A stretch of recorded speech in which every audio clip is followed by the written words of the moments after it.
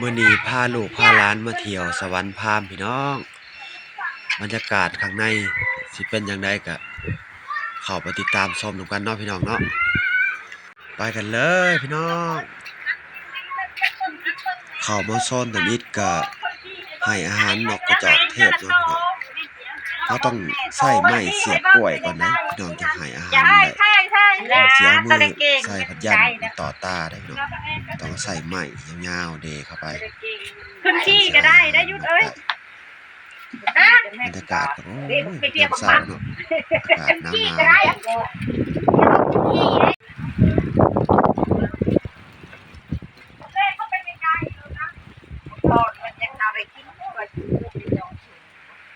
ขันเฮาเข้าไปใกล้ๆพัดญาติมันต่อตาพี่น้องต้องใส่ไม้ยาวๆเดเข้าไป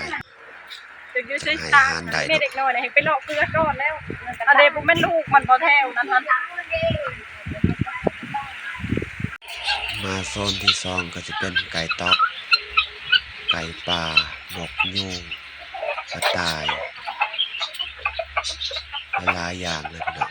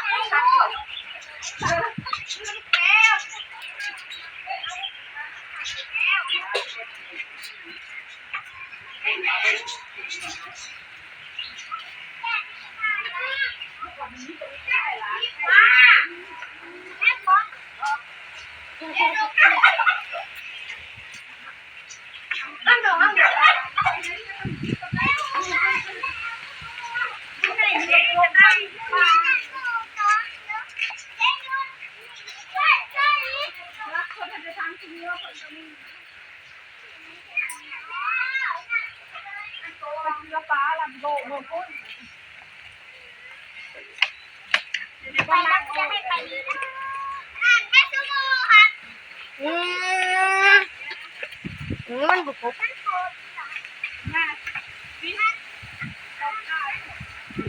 ลุงมือไปอย่าไปแย่งไม่สื่อโอ้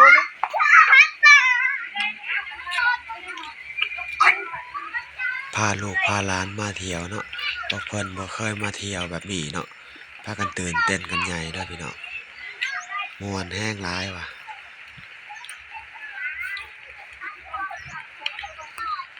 ว่าแต่มันลองหมดแต่ผม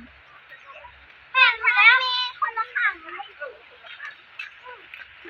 เอาพี่เอาไหนมามือเข้าเปิด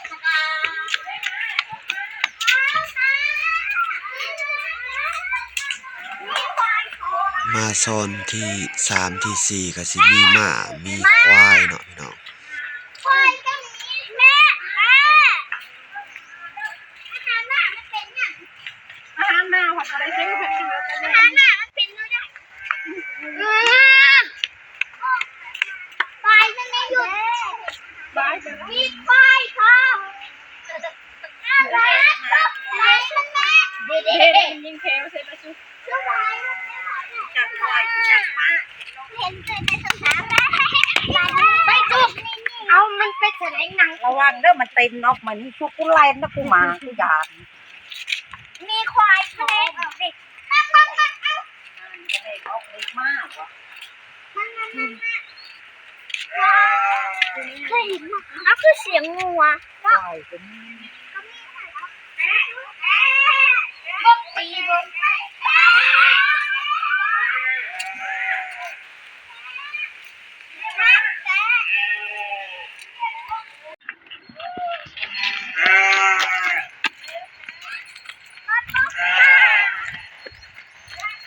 มาโซนที่5ก็จะเป็นแกะแล้วก็แบะเนาะพี่น้อง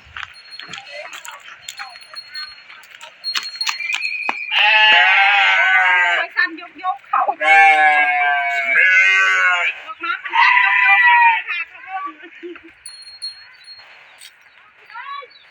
โ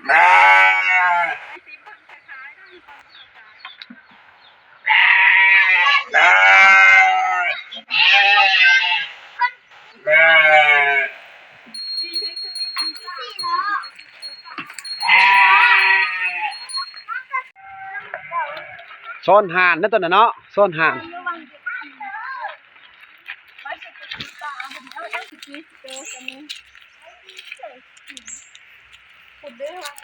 น้องปลาเอาอาหารให้หน่อยไหมสุ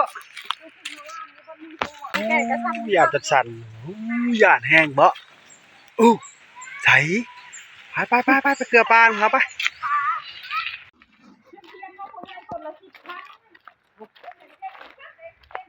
โซน7ก็สิเป็นบ่อนให้อาหารปลาพี่น้องน้องใหญ่ๆพี่น้องกว้างโอ้เชื่อมือพอสายแล้วง่ายขึ้นมือมันอดตลาดแล้วเข้าเอ็นซี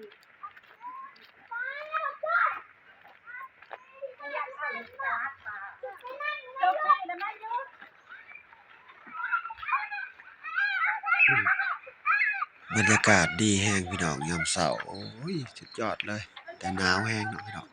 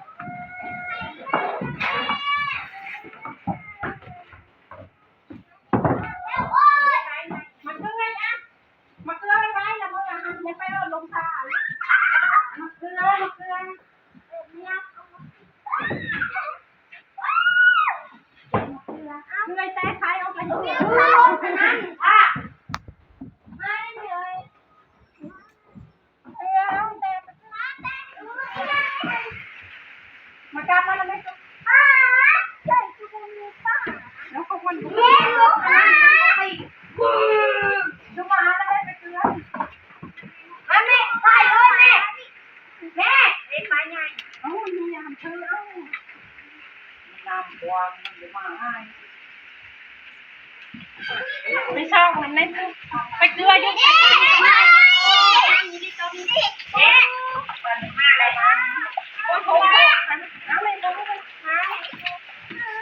ใช่มึงจะแค่อ่านผิดว่าดึกไปไกลๆคุณให้มันมาตัวใดกี่กบไม่ได้มันบุกอ่ะอ้าวไม่บุกยางมันมาตัวยางมันก็ได้เลยฟ้าสีแดงเนี่ยนี่แหละมันทำที่อ่ะทำยางมันดูดึกไปไกลๆหัวอาหารมันอยู่อ่ะมันก็จะติดขบขามึงหันแล้วเห็ดไปสิหันมึงเรียบปั๊มก็เอากระปุกมันใส่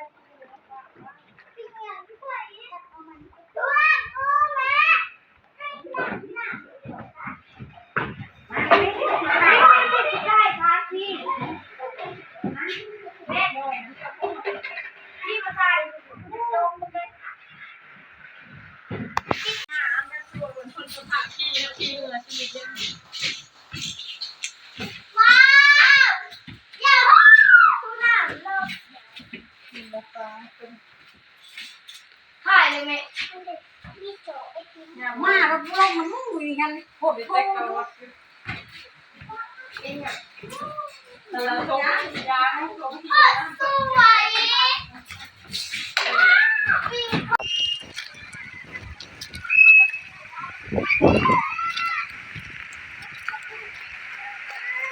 ไปมันจะมาอีก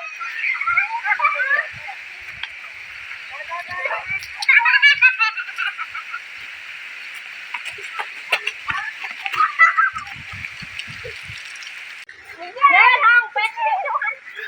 นโยกค่อยน้องเป็นน้องไหนจะปลีกส่วนลูกมะลิกูสิปิ้น